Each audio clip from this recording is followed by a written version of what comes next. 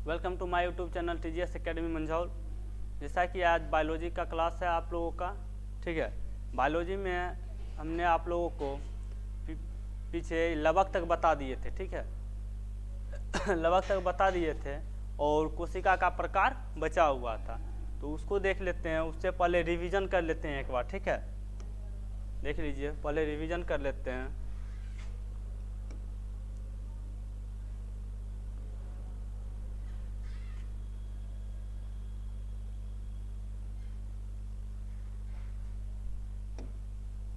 देख लीजिए, माइटोकॉन्ड्रिया का क्या कार्य होता था? यह शोषण का कार्य करता था तथा ऊर्जा निर्माण करने का कार्य करता था। इसीलिए इसको कोशिका का ऊर्जागिरी या पावर हाउस भी कहा जाता है, ठीक है।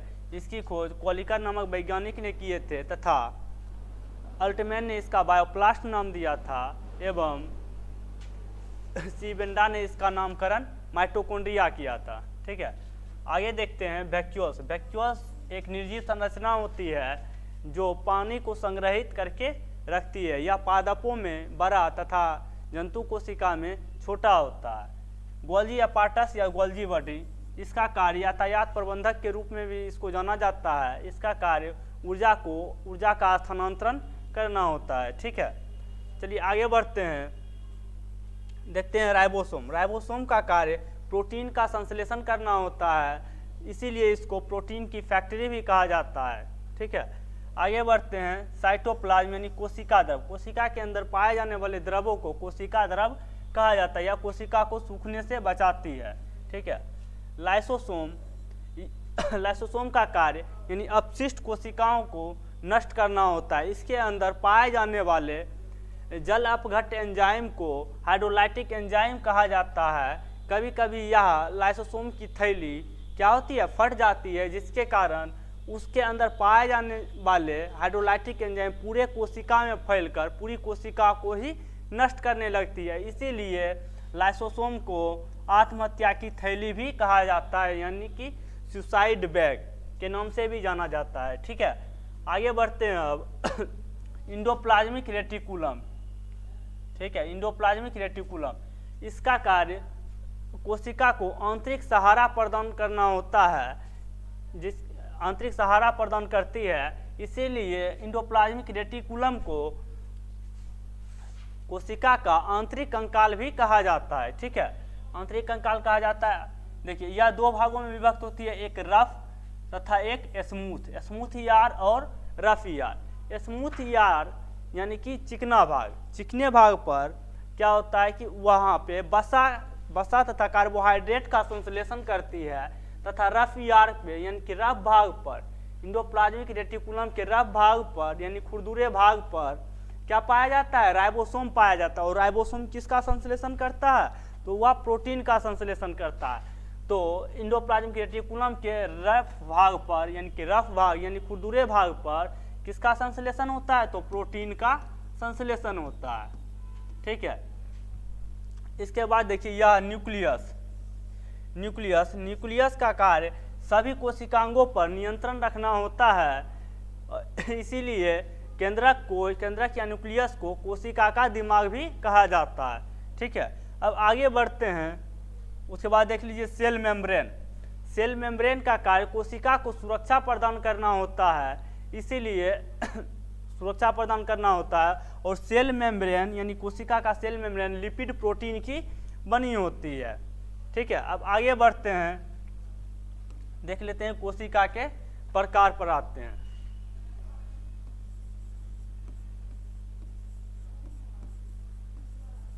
कोशिका के प्रकार, टाइप्स ऑफ सेल। देखिएगा, कोशिका के प्रकार, कोशिका दो प्रकार की होती है। एक होता है प्रोकैरियोटिक कोशिका,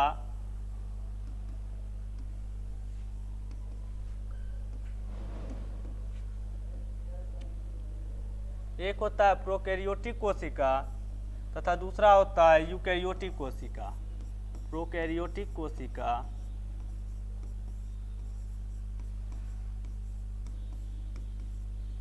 कैरियोटिक कोशिका तथा यूकैरियोटिक कोशिका।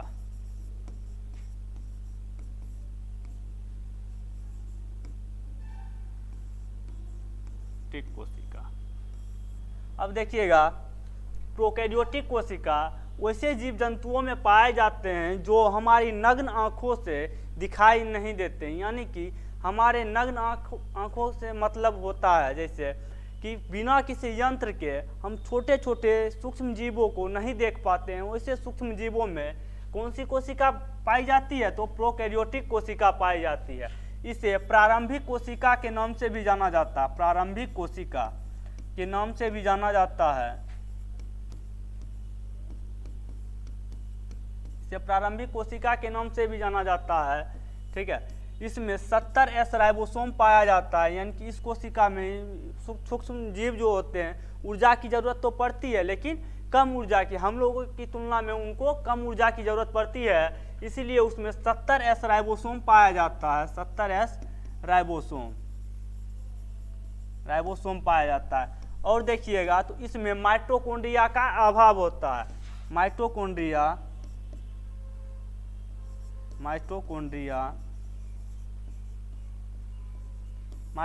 का क्या होता है? अभाव होता है, यानी कि नहीं पाया जाता है। माइटोकॉन्ड्रिया इसमें नहीं पाया जाता। तो माइटोकॉन्ड्रिया जब नहीं पाया जाएगा तो माइटोकॉन्ड्रिया का कार्य क्या होता है? या शोषण करने का कार्य करता था, ठीक है।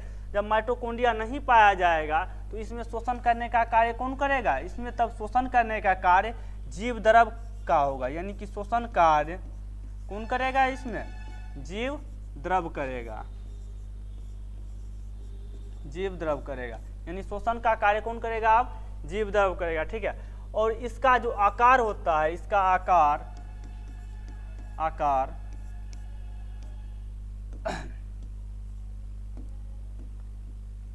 इसका आकार 1 माइक्रोन से 0.1 माइक्रोन से लेके 10 माइक्रोन के मध्य होता है। 1 माइक्रोन से लेके 10 माइक्रोन के मध्य होता है इसका आकार, ठीक है।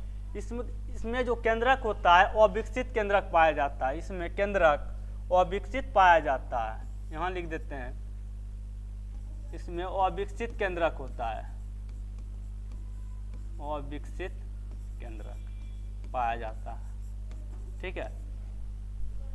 अब आते हैं यूकैरियोटिक कोशिका पर। इसमें देखिएगा, यूकैरियोटिक कोशिका देखिएगा, इसमें जो होता है केंद्रक जो होता है पूर्ण विकसित होता है, यानी केंद्रक पूर्ण विकसित होता है, ठीक है। पूर्ण विकसित होता है। इसमें 80S राइबोसोम पाया जाता है, क्या कि हम लोगों को ज़्यादा एनर्जी की ज़रूरत पड़ती है, इसीलिए इसमें 80S राइबोसोम पाया जाता है, ठीक है। अब देखिएगा आगे, इसमें माइटोकॉन्ड्रिया पाया जाता है,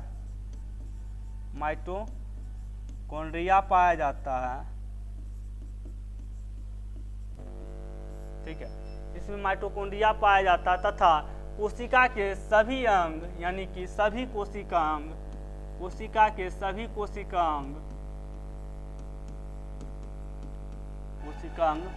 इसमें यूकैरियोटिक कोशिका में पाए जाते हैं, ठीक है। अब आगे बढ़ते हैं, देखते हैं यूकैरियोटिक कोशिका भी दो भागों में विभक्त रहती है, यानी कि यह भी 2 प्रकार के होते हैं यूकैरियोटिक कोशिका, ठीक है। इसको देख लेते हैं। अब देखिएगा यूकैरियोटिक कोशिका,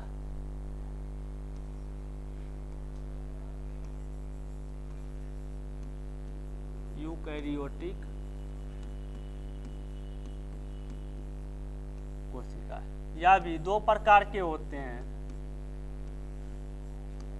एक होता है जंतु कोशिका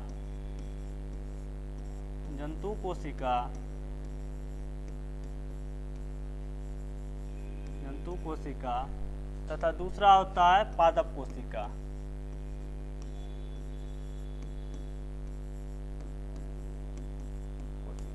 ठीक है।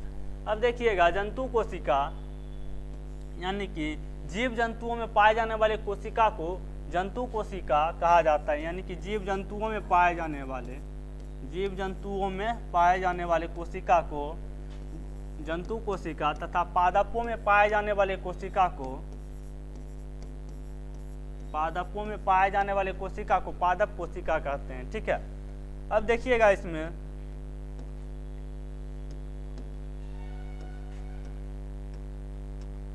देखिए जंतु कोशिका और पादप कोशिका में अंतर आप सिंपल सा, हम जैसे ही कोशिकांग पढ़ा रहे थे, सेल के बारे में पढ़ा रहे थे, सेल के कोशिकांग के बारे में, तो आपको बताते आए थे कि किसमें कौन सा कोशिकांग पाया जाता है या नहीं पाया। जिस प्रकार से कोशिका भित्ति, किसमें पादप में कोशिका भित्ति पाई जाती है, कोशिका भित्ति पाई जाती है, लेकिन इसमें कोशिका भित्ति यानी कि सेल वॉल नहीं पाया जाता है। ठीक है, जंतु कोशिका में सेल वॉल नहीं पाया जाता है।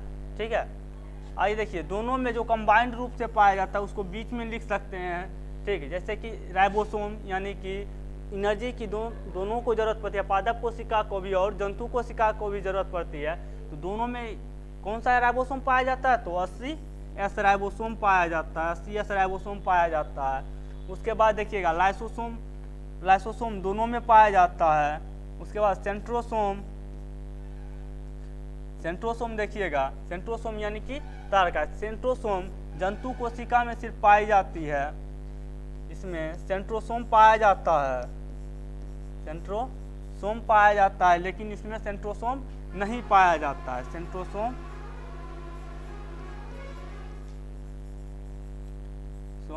नहीं पाया जाता है। ठीक है, इस प्रकार से आप दोनों में कौन कौन सा कोशिका किसमें पाया जाता है और किसमें नहीं पाया जाता है आप लिख के लाइएगा, दोनों के बीच अंतर लिख के लाइएगा।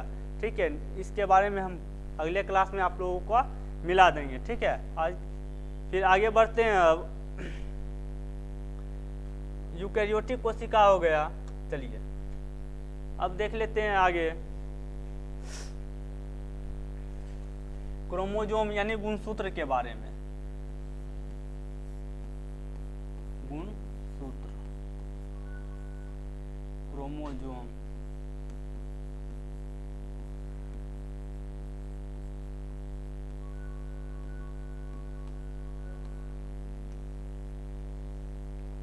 देखिएगा केंद्रक, देखिए कोशिका के अंदर क्या होती है, केंद्रक होती है। जब केंद्रक के अंदर देखा गया बहुत सारे द्रव पाए गए तथा एक्स आकार की संरचना पाई गई, इस आकार की एक्स आकार की संरचना पाई गई।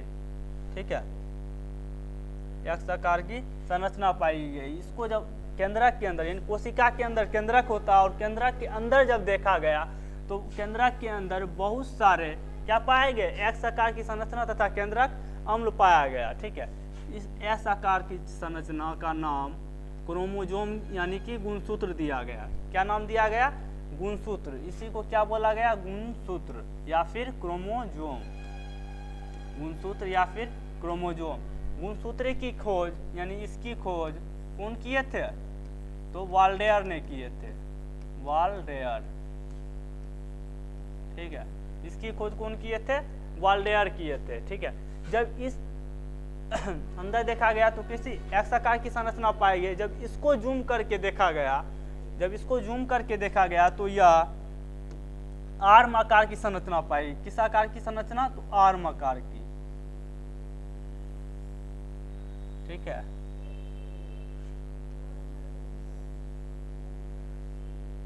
आर्म आकार की संरचना पाई गई। ठीक है, यानी कि हाथ के आकार के संरचना पाई गई। ठीक है, अब देखिएगा इसमें इसके ऊपरी भाग को यानी कि इसके ऊपरी भाग को क्या कहा जाता है, तो सेटेलाइट कहा जाता है, सेटेलाइट। इसके ऊपरी भाग को सेटेलाइट कहा जाता है तथा इसके बीच भाग को, बीच में क्या होता है, सेंटर होता है, तो इसके बीच भाग को क्या कहा गया, सेंट्रोमियर। क्या बोला गया, सेंट्रोमियर। ठीक है, सेंट्रोमियर। तथा इसके निचले भाग को, पीछे देखते होंगे किसी भी जानवर में पूंछ क्या होता है, नीचे लटका हुआ रहता है, यानी सबसे निचले भाग को क्या बोला गया इसमें, टेलोमर। क्या बोला गया इसको, टेलोमर। ठीक है, अब देखिएगा इसके अंदर जब देखा गया तो इसके अंदर एक धागे नुमा संरचना पाई गई, इसके अंदर धागे नुमा संरचना पाई गई। उस धागे नुमा संरचना को, इस धागे नुमा संरचना को एरन बोला गया। क्या बोला गया, एरन। ठीक है, इस धागे नुमा संरचना को एरन बोला गया। अब देखिएगा गुणसूत्र, यहाँ से देख रहे होंगे कि गुणसूत्र यानी गुणसूत्र बोल रहे हैं, हाँ गुणसूत्र यानी क्रोमोसोम क्या होता है, जोड़ा में रहता है। इसीलिए मानव में कितनी गुणसूत्र की संख्या पाई जाती है मानव में? जब भी मानव की बात किया जाता है तो क्या बोला जाता है, कितनी गुणसूत्र? 23 जोड़ा यानी कि 46 गुणसूत्र किसमें पाए जाते हैं? मनुष्य में पाए जाते हैं। ठीक है, अब देखिए इसी को जब जूम करके देखा गया, आगे बढ़ते हैं, इसको यहाँ पे बनाते हैं फिगर।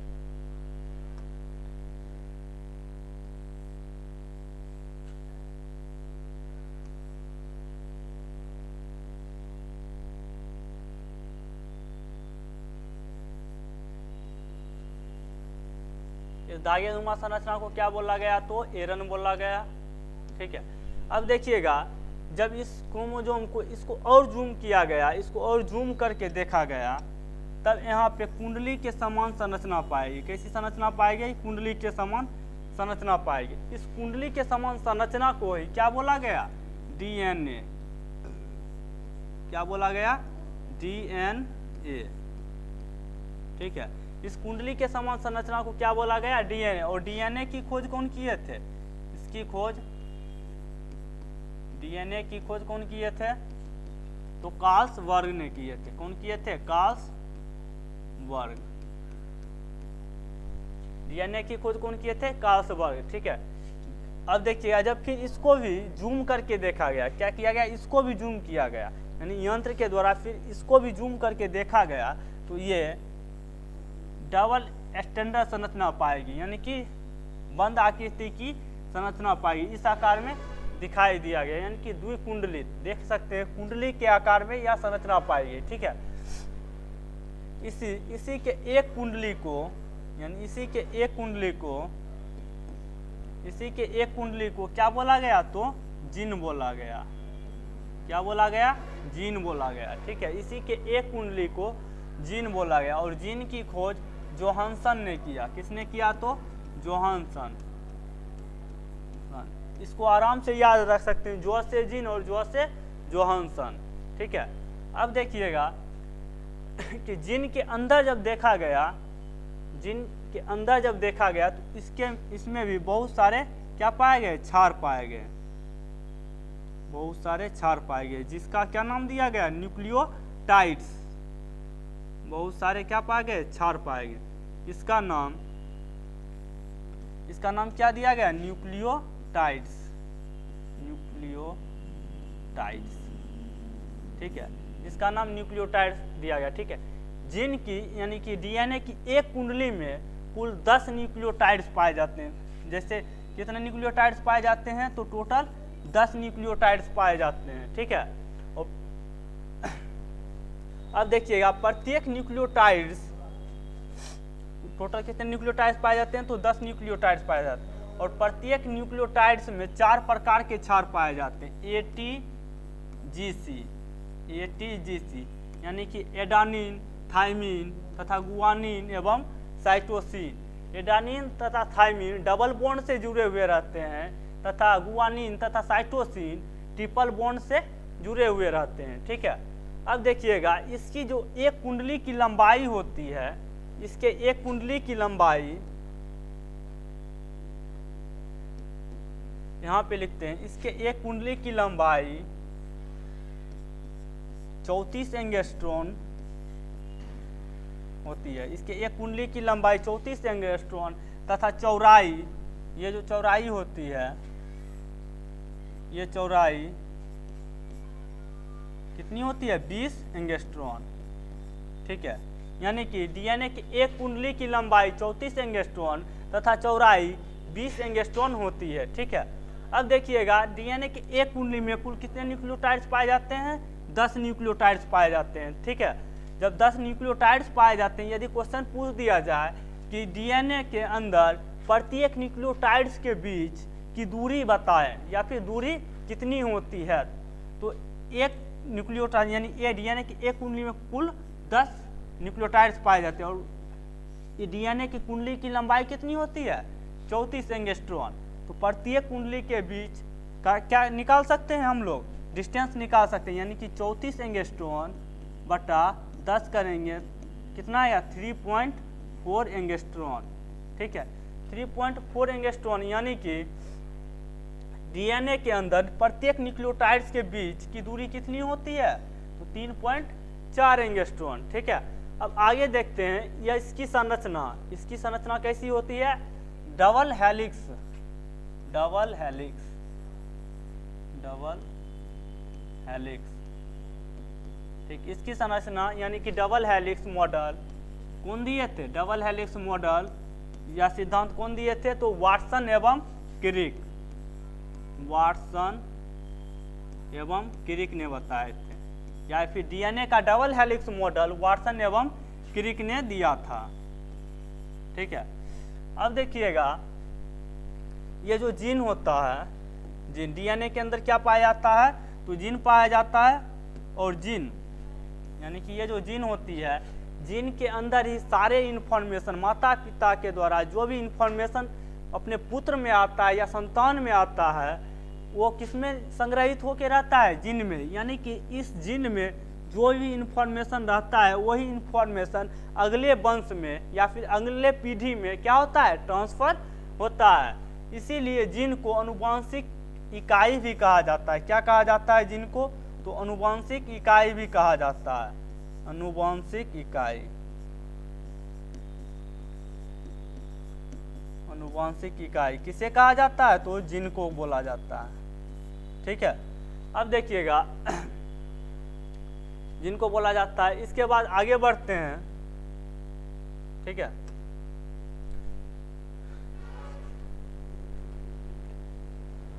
अब देखिएगा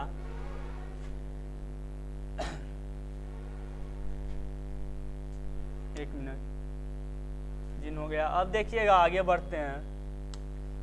देखिएगा केंद्रक के अंदर क्या बताए थे, न्यूक्लिक एसिड तथा क्या पाए जाते हैं, क्रोमोजोम पाए जाते हैं। क्रोमोजोम के बारे में देख लिए। अब हम आगे बढ़ते हैं, देखते हैं न्यूक्लिक एसिड यानी केंद्रक अम्ल, न्यूक्लिक एसिड यानी कि केंद्रक अम्ल, अम्ल के बारे में। ठीक है, केंद्रक अम्ल किसको कहते हैं, यानी कि केंद्रक के अंदर पाए जाने वाले अम्ल को केंद्रक अम्ल बोला जाता है। ठीक है, केंद्रक के अंदर पाए जाने वाले अम्ल को केंद्रक अम्ल बोला जाता है। ठीक है, या केंद्रक के अंदर पाया जाता है, डायरेक्ट लिख सकते हैं केंद्रक के अंदर पाया जाता है। ठीक है, अंदर होता है। ठीक है, इसे न्यूक्लिन एसिड भी बोला जाता है। क्या बोला जाता है, न्यूक्लिन, इसे न्यूक्लिन एसिड भी बोला जाता है। ठीक है, यह दो प्रकार के होते हैं, इसमें दो प्रकार के एसिड पाए जाते हैं, एक होता है डीएनए तथा दूसरा होता है आरएनए, यानी कि डीएनए तथा दूसरा होता है आरएनए। क्या होता है, तो आरएनए, आरएनए। डीएनए यानी deoxy ribose nucleic acid, RNA का मतलब राइबोज न्यूक्लिक एसिड, लिख सकते हैं इसको deoxy ribose nucleic acid, nucleic acid. ठीक, इसका आरएनए का लिख सकते हैं राइबोज, राइबोज न्यूक्लिक एसिड। ठीक है, अब देखिए आगे बढ़ते हैं थोड़ा डीएनए के बारे में अब और देख लेते हैं। ठीक है, एक बार इसको देख लीजिए, यानी कि केंद्रक अम्ल, और इसके बारे में सर्वप्रथम कौन बताए थे, केंद्रक अम्ल की खोज सर्वप्रथम फ्रेडरिक मिक्सचर ने किया था। कौन किया था, फ्रेडरिक मिक्सचर ने केंद्रक अम्ल के बारे में सर्वप्रथम बताए थे या फिर खोज किए थे। ठीक है, अब देखिए केंद्रक के अंदर दो प्रकार के अम्ल पाए जाते हैं, केंद्रक अम्ल में दो प्रकार के अम्ल पाए जाते हैं, एक डीएनए तथा दूसरा आरएनए। अब डीएनए के बारे में देख लेते हैं। डीएनए के बारे में वैसे तो बता दिए हैं, अभी तुरंत बताए हैं। ठीक है, डीएनए यानी कि डीऑक्सी राइबोज न्यूक्लिक एसिड, इसके एक कुंडली में क्या पाया जाता है, बहुत सारे न्यूक्लियोटाइड्स पाए जाते हैं, इसीलिए इसे पॉलीन्यूक्लियोटाइड्स भी बोला जाता है। क्या बोला जाता है, पॉलीन्यूक्लियोटाइड्स, पॉलीन्यूक्लियोटाइड्स। ठीक है, पॉलीन्यूक्लियोटाइड्स का डीएनए किसका बना होता है, तो पॉलीन्यूक्लियोटाइड्स का बना होता है। अब देखिएगा यह दो प्रकार के होते हैं इसमें। ठीक है, यह दो प्रकार के होते हैं, एक होता है फॉस्फेट तथा दूसरा होता है न्यूक्लियोसाइड, यानी कि न्यूक्लियोसाइड। ठीक है, पहला होता है फॉस्फेट यानी H3PO4 का होल ट्वाइस तथा दूसरा होता है न्यूक्लियोसाइड। न्यूक्लियोसाइड दो प्रकार के होते हैं, इसमें दो चीज पाया जाता है, एक होता है आपका शुगर तथा दूसरा होता है बेस यानी कि क्षार। एक होता है आपका शुगर तथा दूसरा होता है बेस यानी क्षार। ठीक, अब देखिएगा शुगर जो होता है यह भी दो प्रकार के होते हैं, एक होता है राइबोज तथा दूसरा होता है डीऑक्सी राइबोज शुगर। एक होता है राइबोज शुगर तथा दूसरा होता है डीऑक्सी राइबोज शुगर।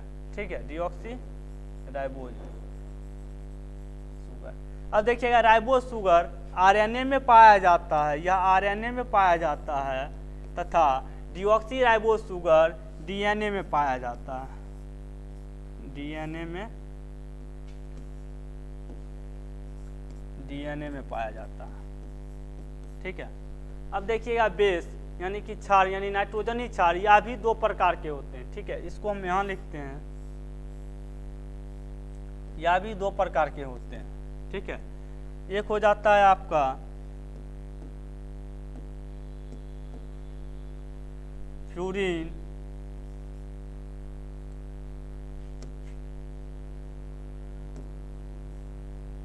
एक होता है आपका प्यूरिन तथा दूसरा होता है आपका पाइरिडेमीन।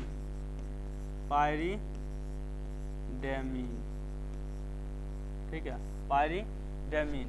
अब देखिएगा फ्यूरिन यह भी दो प्रकार के होते हैं। ठीक है, इसमें दो प्रकार के क्षार पाए जाते हैं, ATGC। ठीक है, AT यानी कि एडानीन तथा गुआनीन।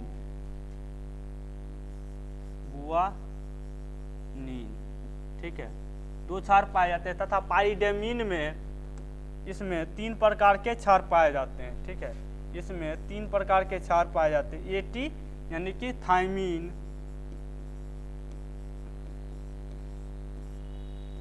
दूसरा साइटोसिन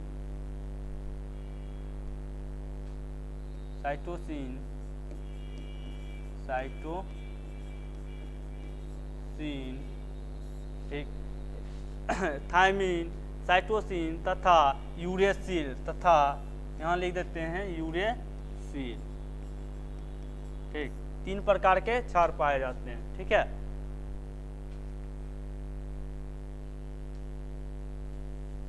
चलिए एक बार इसको देख लीजिए फिर आगे बढ़ते हैं।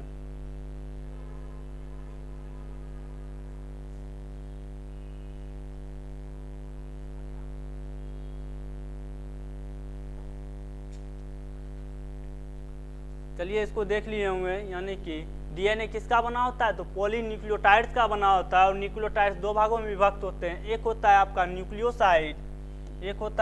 न्यूक्लियोसाइड तथा दूसरा होता है फॉस्फेट। न्यूक्लियोसाइड और फॉस्फेट का मतलब H3PO4, यानी फॉस्फेट में क्या पाया जाता है, फॉस्फेट क्या होता है, H3PO4 का होल ट्वाइस। ठीक है, अब आगे देखिएगा न्यूक्लियोसाइड दो भागों में विभक्त होते हैं, एक होता है शुगर तथा दूसरा होता है बेस। शुगर देखिएगा, शुगर भी दो प्रकार के होते हैं, एक होता है राइबोज शुगर तथा दूसरा होता है deoxy ribose sugar. Ribose sugar RNA में पाया जाता है तथा डीऑक्सी राइबोज शुगर डीएनए में पाया जाता है। अब देखिएगा बेस जो होता है यह भी दो प्रकार के होते हैं, एक होता है प्यूरिन तथा दूसरा होता है पाइरिडेमीन। प्यूरिन दो प्रकार के होते हैं, इसमें दो प्रकार के क्षार पाए जाते हैं, एक होता है एडानीन, दूसरा होता है गुआनीन। तथा पाइरिडेमीन में तीन प्रकार के क्षार पाए जाते हैं, थायमीन, साइटोसिन तथा यूरेसिल। ठीक है, अब देखिएगा डीएनए में टोटल कौन कौन से क्षार पाए जाते हैं, यानी कि इसमें एटी और जीसी पाए जाते हैं। एटी और जीसी, एटी यानी कि एडानिन और थायमीन डबल बॉन्ड से जुड़े हुए रहते हैं तथा गुआनिन और साइटोसिन ट्रिपल बॉन्ड से जुड़े हुए रहते हैं। इसको ध्यान में रखिएगा। ठीक है, अब कुछ और रिवीजन कर लेते हैं। ठीक है,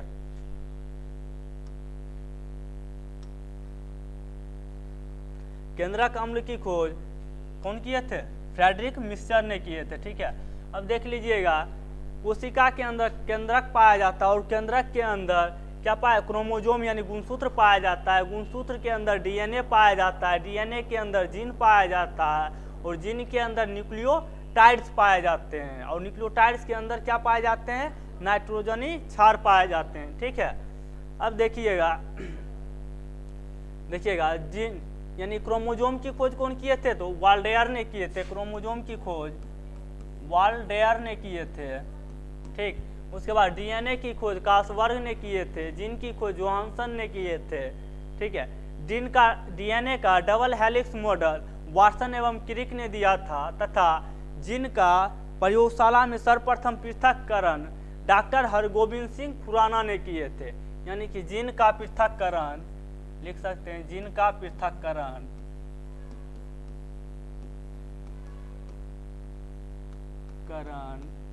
सर्वप्रथम प्रयोगशाला में, यहाँ पे लिख सकते प्रयोगशाला में जीन का पृथक्करण सर्वप्रथम कौन किए थे? Doctor Hargovind Singh Khurana.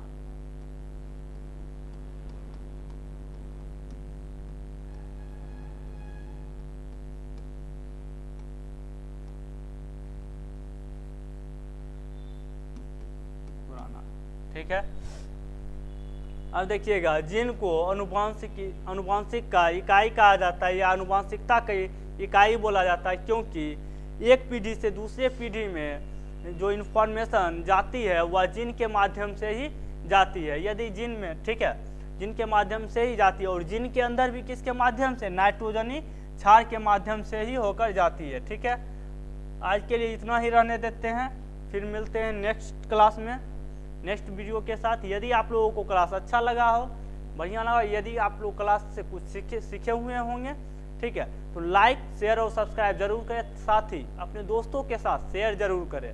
Thank you.